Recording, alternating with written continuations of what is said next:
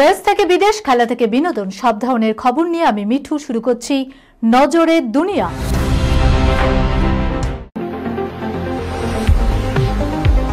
Prime diagnostic and polyclinic আধুনিক চিকিৎসা ও অভিজ্ঞ বিশেষজ্ঞ চিকিৎসকদের সুপরামর্শের সঠিক ঠিকানা। অর্থোপেডিক, জেনারেল ও ল্যাপ্রোস্কোপিক সার্জারি, স্ত্রী ও প্রসূতি রোগ, ইউরোলজি, কার্ডিওলজি, নবজাতক ও শিশু রোগ, জেনারেল মেডিসিন, সমস্ত রোগের বিশেষজ্ঞ চিকিৎসক এখানে বসছেন।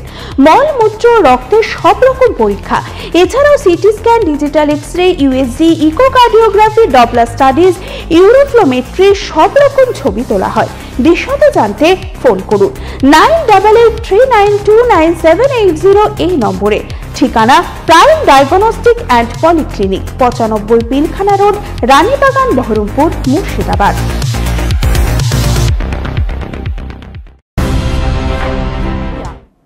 মার্কিন চাপে রুশ তেল কেনায় হ্রাস ভারতের, তড়িঘড়ি মোদির সঙ্গে বৈঠকে দিল্লি আসছেন পুতিন। কিছুদিন আগে জানা গিয়েছিল ভারতে আসবেন রুশ প্রেসিডেন্ট ভ্লাদিমির পুতিন।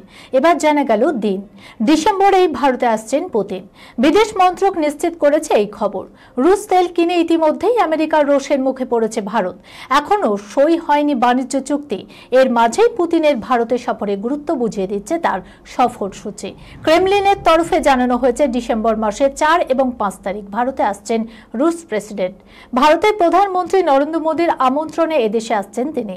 এই সপ্তাহের শুরুতেই ভারতের বিদেশ মন্ত্রক পুতিনের সফরের কথা নিশ্চিত করা হয়। দিল্লি এবং মস্কোর মধ্যে বার্ষিক সম্মেলনে তিনি যোগ দেবেন বলেও জানা গিয়েছে। এর পাশাপাশি প্রধানমন্ত্রী নরেন্দ্র মোদীর সঙ্গে একটি দ্বিপাক্ষিক বৈঠক হবে তার। টানা বন্যা ও ধসে বিধ্বস্ত শ্রীলঙ্কা, মৃত্যু অন্তত 56 জনের, ক্ষতিগ্রস্ত কম বেশি 600টি বাড়ি। ভারী বর্ষণে টানা বন্যা, সেই সঙ্গে ভূমিধস, যার জেরে বিপর্যস্ত শ্রীলঙ্কা। এখনো পর্যন্ত পাওয়া খবরে প্রাণ হারিয়েছেন অন্তত 56 জন, ক্ষতিগ্রস্ত হয়েছে কম বেশি 600টি বাড়ি। গত সপ্তাহ থেকে প্রতিকূল পরিবেশের ধাক্কায় বিধ্বস্ত হতে শুরু করে প্রতিবেশী দেশটি, কিন্তু পরিস্থিতি ভয়াবহ হয়ে ওঠে বৃহস্পতিবার থেকেই। একটানা ভারী বর্ষণে পথঘাট জলের তলায় চলে যায়, ঘরবাড়ি, ক্ষেত, রাস্তা সবই ডুবে যায়।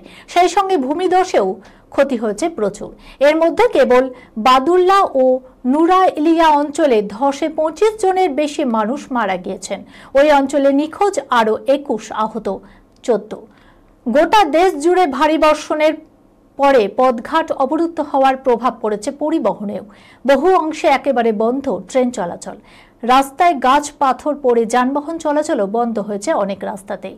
এই পরিস্থিতিতে অনেকেই আটকে পড়েছেন। শুরু হয়েছে উদ্ধার কাজও। হঠাৎ কেন এমন বৃষ্টি? উত্তর পূর্ব মৌসুমে বায়ুর প্রভাব তো রয়েছেই, সেই সঙ্গে সমুদ্রের পূর্ব দিকে সৃষ্টি হওয়া নিম্নচাপের কারণে বর্ষণ আরও তীব্র হয়েছে বলে জানিয়েছে হাওয়া অফিস। দুপুরের খাবারের পর রান্নাঘরে তালা দিয়ে দেয় মনোজ বাজপেয়ী। দীর্ঘ 14 বছর ধরে কোন নিয়ম মানছেন এই অভিনেতা? দেখুন, প্রায় 3 দশকের কর্মজীবন মনোজ বাজপেয়ী। ধারাবাহিক দিয়ে শুরু তার সিনেমা। এই মুহূর্তে ওটিটির অন্যতম চর্চিত অভিনেতা। সম্প্রতি তার ফ্যামিলি ম্যান 3 মুক্তি পেয়েছে। প্রায় 56 বছর বয়স, এখনো ছিপছিপে সুঠাম চেহারা, মুখে বলিরেখার চিহ্নও নেই। এর নেপথ্যে অভিনেতার জীবনযাপন। বিগত 14 বছর ধরে রাতের খাবার খান না তিনি।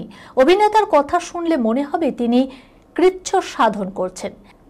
এত বছর ধরে নৈশভোজ না করে রয়েছেন। তবে অভিনেতা নিজের ইচ্ছায় এই সিদ্ধান্ত নিয়েছেন। শরীর ঠিক রাখার জন্যই এমনটা করা।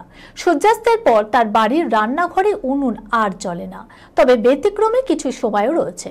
মনোজ বলেন, আমি আমার দাদুকে দেখেছি ছিপছিপে শরীর। আমি নিজেও তেমন চেহারায় চেয়েছিলাম সব সময়। তাই দুপুর 3টের পর আর কিছুই মুখে দিই না। 14 বছর ধরে রাতে খাবার খাইনি।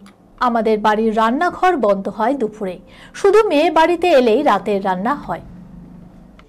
এই খবরের সঙ্গে শেষ করলাম আজকের নজরে দুনিয়া। আপনারা দেখছেন টিভি 24 বাংলা, সংবাদ বিনোদন সারাদিন সারাক্ষণ।